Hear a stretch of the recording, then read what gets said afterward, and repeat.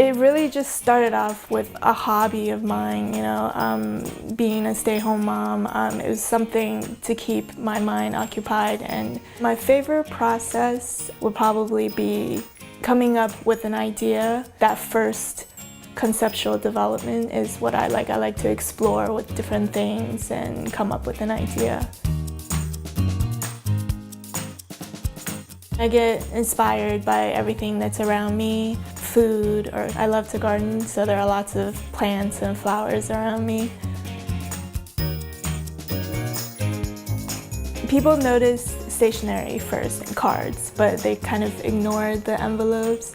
And I've always wanted to do something with the envelopes because they could be just as interesting, if not more. So I wanted to put that as the feature of my greeting cards. It's really come a long way.